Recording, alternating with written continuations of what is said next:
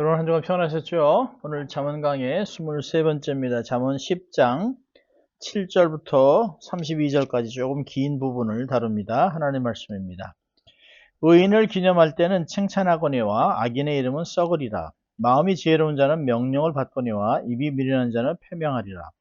바른 길로 행하는 자는 걸음이 평안하려니와 굽은 길로 행하는 자는 드러나리라. 눈짓하는 자는 근심을 그치고 입이 미련한 자는 패망하느니라. 의인의 입은 생명의 샘이라도 악인의 입은 독을 머금느니라. 미움은 다툼을 일으켜도 사랑은 모든 허물을 가리우느니라. 명철한 자의 입술에는 지혜가 있어도 지혜 없는 자의 등을 위해서는 채찍이 있느니라. 지혜로운 자는 지식을 간직하거니와 미련한 자의 입은 멸망에 가까우니라. 부자의 재물은 그의 견고한 성이요 가난한 자의 궁핍은 그의 패망이니라. 의인의 수고는 생명에 이르고 악인의 소득은 죄에 이르느니라. 훈계를 지키는 자는 생명길로 행하여도 징계를 버리는 자는 그릇하느니라.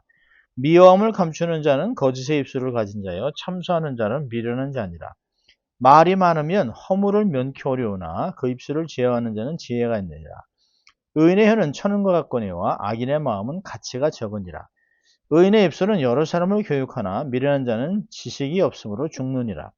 여호와께서 복을 주심으로 사람을 부하게 하시고 근심을 겸하여 주지 아니하시느니라. 미련한 자는 행악으로 낙을 삼는 것 같이 명철한 자는 지혜로 낙을 삼으리라. 악인에게는 그의 두려워하는 것이 임하거니와 의인은 그 원하는 것이 이루어지느니라.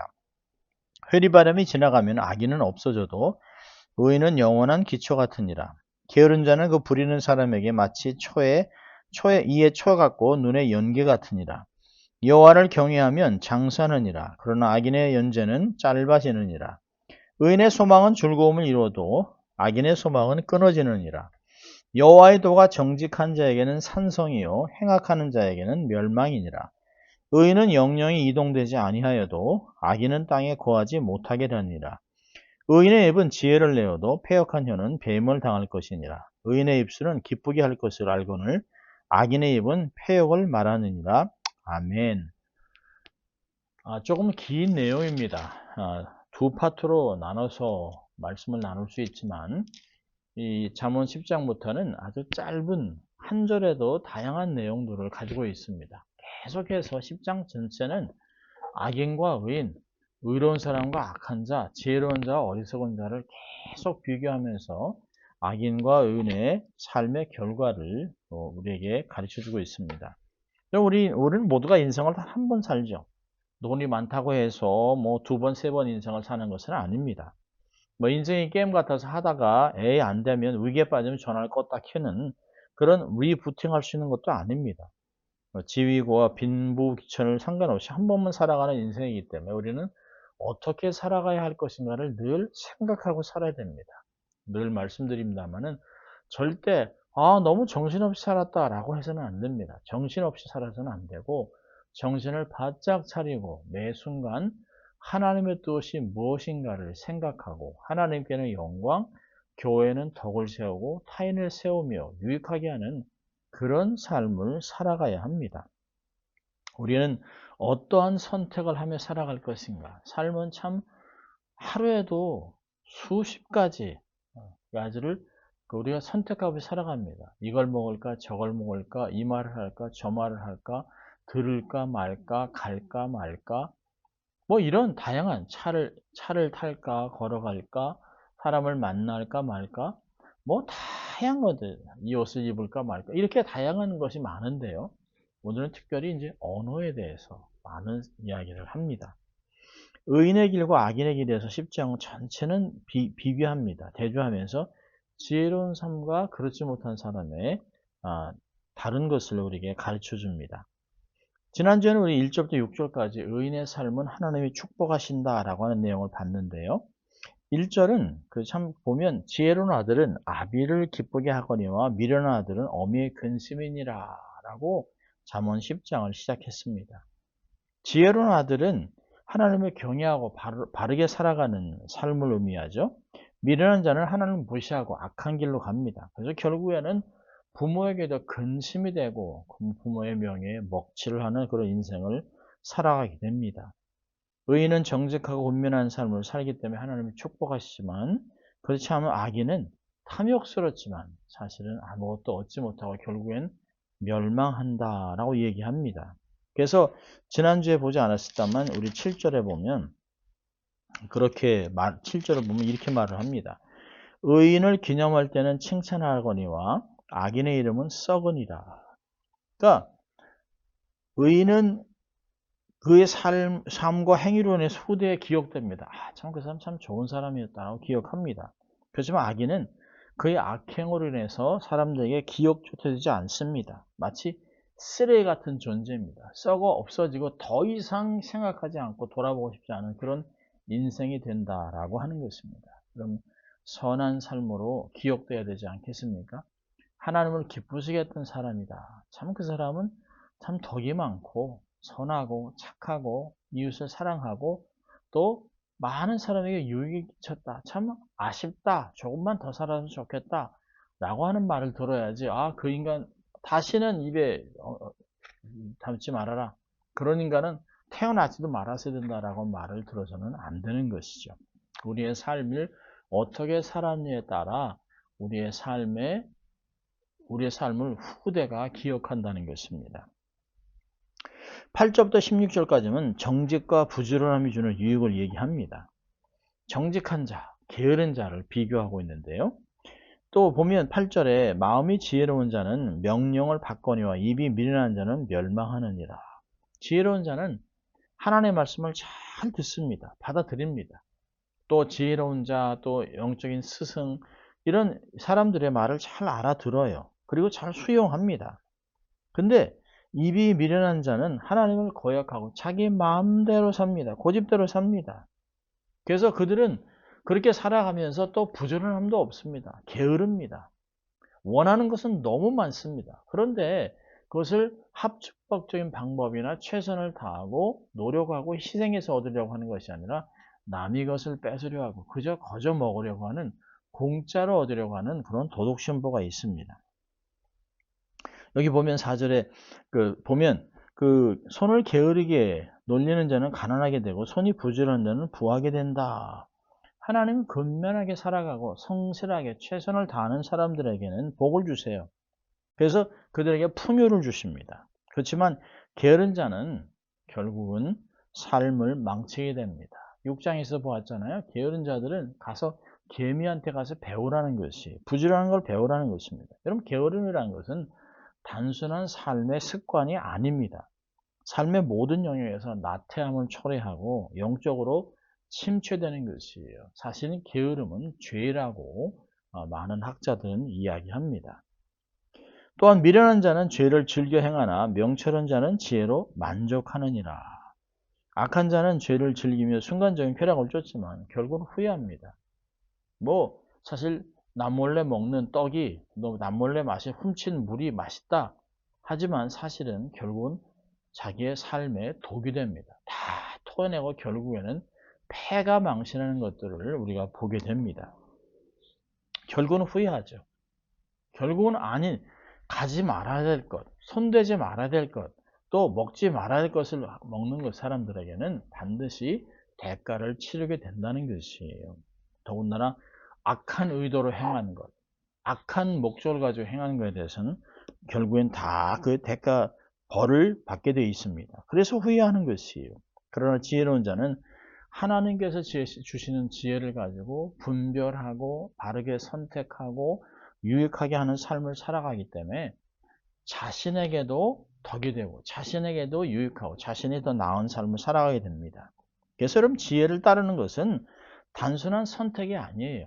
우리 인생을 살아가면서 풍요롭게 살아가는 삶의 원리라는 것을 보여주고 있습니다.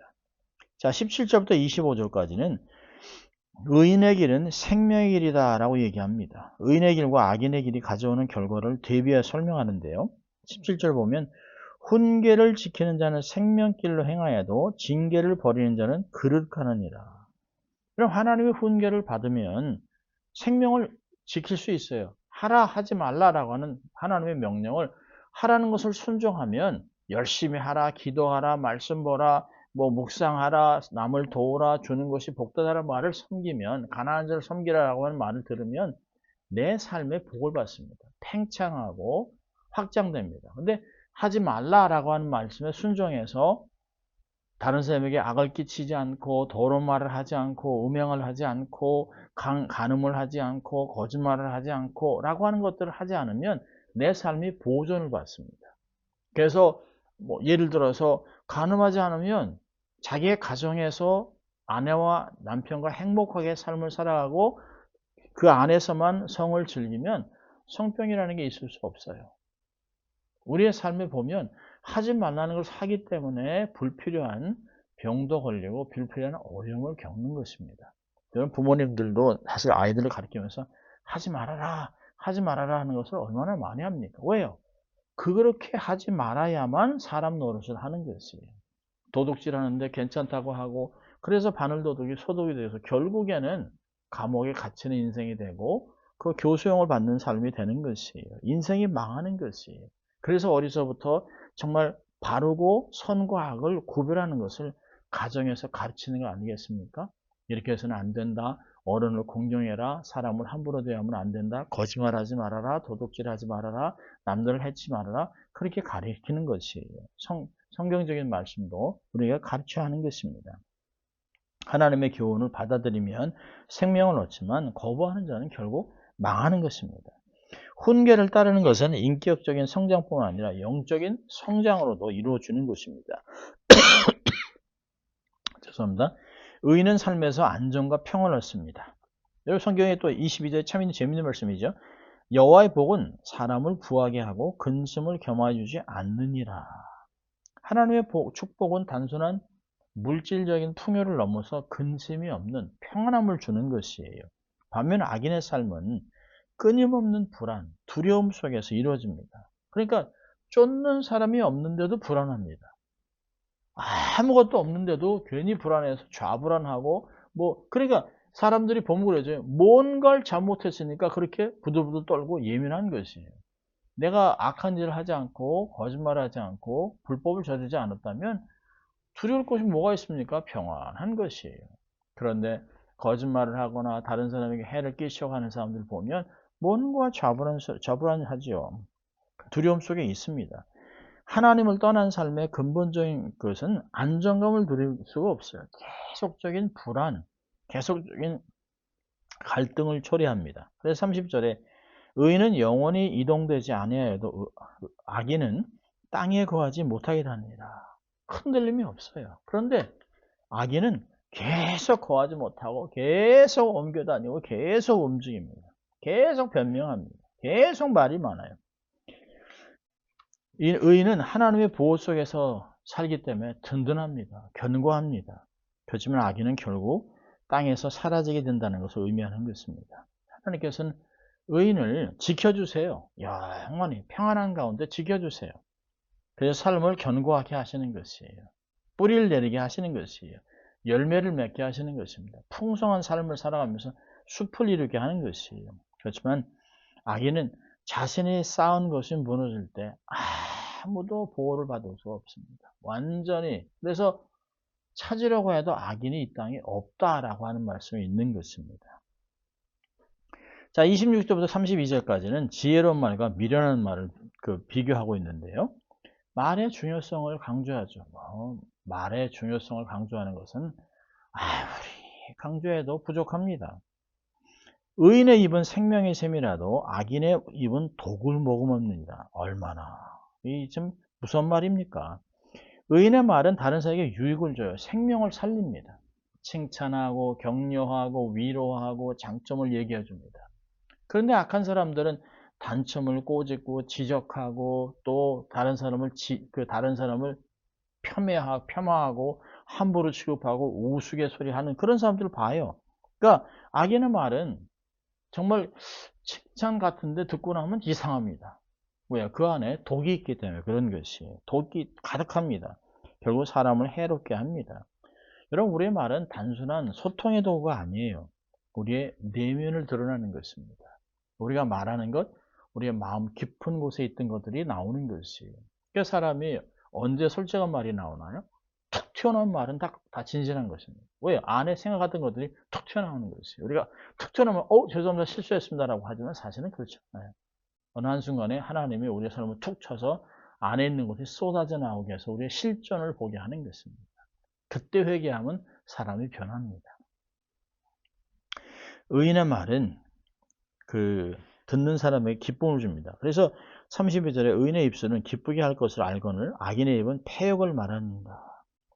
악인의 말은 사람을 실족하게 합니다. 관계를 깨트립니다. 사람을 힘들게 해요. 기분 나쁘게 합니다. 우리는 우리의 말이 하나님의 뜻에 맞도록 사용되도록 노력해야 됩니다. 말 한마디가 천냥빚을 갚는다. 말 한마디가 사람을 세우는 것이에요. 사람을 세울 수도 있고 잃을 수도 있습니다. 세치 하나로 사람을 죽이기도 하고 살릴 수도 있어요. 어떤 말을 하느냐, 얼마나 중요한지 모릅니다. 그 사람의 인격이 거기에 다 달려 있습니다. 그래서 사람들이 말하는 것을 보면 이 사람의 수준이 드러나는 것이에요. 자, 오늘 그 두 가지 교훈을 본다면 첫째로는 말을 지혜롭게 하라는 것입니다. 상대방의 상처 입을 말, 무분별한 말들, 거짓된 말들, 천박한 말들을 쉴 새 없이 떠들어야 되는 사람들이 있습니다. 그런 사람은 멀리 해야 되겠죠. 근데 그런 사람들 보면 결국은 자기가 얼마나 천박한지, 얼마나 초라한지, 얼마나 정말 그 안정감이 없는지를 그냥 보여줄 뿐이에요. 근데 불필요한 말을 구분하고 제어할 수 있다면 그 사람은 인격이 참 탁월한 사람입니다. 오해와 비난을 받지 않죠. 다른 사람에게 신뢰와 안정감을 주는 것이에요. 저 사람은 참 말 한마디 한마디가 얼마나 귀한지 버릴 말이 없어. 너무 귀해. 라고 하는 사람이 얼마나 좋습니까? 다른 사람들에게 상처나 아픔 줄 말들은 하지 말고 사람에게 기쁨과 유익을 줄 수 있는 말을 해야 됩니다. 그럼 어떻게 해야 될까요? 자꾸 들어야 합니다. 입은 하나고 귀는 두 개잖아요. 많이 들으라는 것이에요. 말하는 거에 2배 이상, 어떤 분은 20배 이상 들으라고 얘기합니다. 좋은 conversation, 정말 대화를 잘하는 사람의 특징은 70%를 듣습니다. 말을 많이 하는 사람은 자기 어리석음을 드러낼 뿐입니다. 상대방의 말을 잘 주의하게 눈을 마주치고 진솔하게 반응을 하며 들어주는 것이에요. 두 번째는요, 상대방의 말을 끊지 않는 것이에요. 비록 내 생각에 틀렸다 생각해도 끝까지 다 들어주는 것입니다. 왜? 그 말을 하는 동기, 원인을 봐야 되잖아요. 그렇게 말하는 이유가 있을 거란 말이죠. 끝까지 듣는 것입니다. 그리고 가능하면 판단하지 않고, 정죄하지 않고, 비판하지 않고, 폄하하지 않고, 내 의견을 사랑 가운데 겸손하게 대화를 하는 것입니다. 너는 이라고 하는 것이 아니라 당신은이 아니라 제가 보기에는 제 생각에는 I 메시지를 쓰는 것이죠. 그리고 가능하면 말을 적게 하는 것입니다. 침묵의 금이라고 하지 않았습니까? 말을 적게 하는 것 정말 힘든 것이에요. 여러분 사람 하루 종일 말을 안 하고 산다고 생각해 보세요. 보통 힘든 것이 아닙니다. 어떤 사람은 말하는 맛으로 산다고 얘기하잖아요. 고개는 씹어야 하고 말을 해야 된다. 그러니까 그만큼 말을 많이 하는 것이에요. 그런데 말을 적게 하는 것. 내 마음이 번잡하면 막 쏟아져 나오는 것이에요. 마음에 평안함이 있으면 오히려 말보다는 찬양하고 기도하고 칭찬의 말을 하는 것입니다. 말을 지혜롭게 하십시오. 두 번째는 하나님의 복을 사모하세요. 우리가 보았지만 여호와께서 복을 주심으로 사람으로 부하게 하시고 근심을 겸하여 두지 않으냐니라. 그리고 세상에 얻으려고 하는 정말 소원하는 것들은 다 세상의 복은 부와 재물입니다. 명예입니다. 근데 여러분 하나님 없는 부와 재물은 아무 가치가 없어요. 근심만 쌓이게 하는 것이에요. 아니 그렇게 많은데 평안함이 없어요. 돈이 그렇게 많은데 어디다 숨겨야 될지 어디다 놔야 될지 그냥 집에 그냥 CCTV가 얼마나 많은지 알람 시큐리티 가드 다 동원합니다. 여러분 가난한 자들은 그러지 않아요. 그렇게 근심이 있지 않습니다. 이건 극단적인 예를 든 것입니다만 솔로몬은 여호와께서 주시는 복을 받는 자는 부를 받지만 근심이 없을 것이다. 평안하다는 거예요. 이게 진정한 복 아니겠습니까? 악인은 하나님이 없기 때문에 그의 부함과 함께 멸망하게 되는 것이에요. 하나님의 임재가 없어요. 하나님의 보호하심이 없어요. 하나님의 평안함이 없습니다. 늘 불안합니다. 늘 쫓기는 삶을 살아갑니다. 평안한 잠을 못 자요. 그 엄청나게 큰 대저택에서 그 비싼 침대에서 숙면을 못 해요. 그 좋은 음식을 먹는데도 늘 속이 아파요. 그 문제가 있는 것이죠.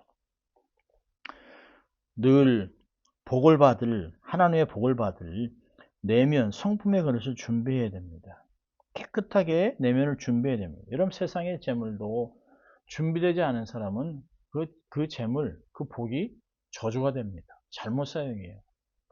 재물이 없었으면 그렇게 죄를 안 지을 사람인데, 건강하지 않았다면 그런 범죄하지 않았을 텐데, 그렇게 명예가 그렇게 높은 지위가 있지 않았으면 그렇게 몹쓸 인간이 되지 않았을 텐데, 이런 말을 듣지 않습니까? 그러나 하나님의 복은 아무리 많이 받아도 타락하지 않습니다. 하나님 주신 지혜, 하나님 주신 건강, 하나님 주신 재물, 하나님 주신 명예, 하나님 주신 직분, 이런 것들로 하나님을 영원롭게, 사람들을 유익하게, 세상을 섬기는 축복의 통로로 살아간다면 세상이 얼마나 복되겠습니까? 그러나 우리는 늘 매사에 바른 선택을 하고 하나님을 영화롭게 하기 위해서 하나님 말씀을 잘 따르고 정직하게 신뢰하며 살아간다면 우리의 말이 변할 것이에요. 우리 행동이 변할 것입니다. 우리 삶으로 인해서 사람들은 하나님의 선함을 맛보고 밝은 빛을 보게 될 것입니다. 하나님의 지혜를 따라 사는 것이야말로 참된 축복의 삶입니다. 영원한 삶, 생명의 길입니다. 한 주간 이렇게 살아가시길 주의 이름으로 축원합니다. 기도하겠습니다. 하나님 아버지, 감사합니다. 오늘 참 긴 파트의 말씀 보았지만 한 가지로 의인의 삶을 살라고 하신 그 말씀을 잘 마음에 새기고 살아 지혜롭게 하나님을 영원하게 하는 한 주간의 삶이 될 수 있도록 주님 축복하여 주시옵소서. 감사하고 예수님의 이름으로 기도합니다. 아멘. 여러분 한 주간 승리하시기를 바랍니다.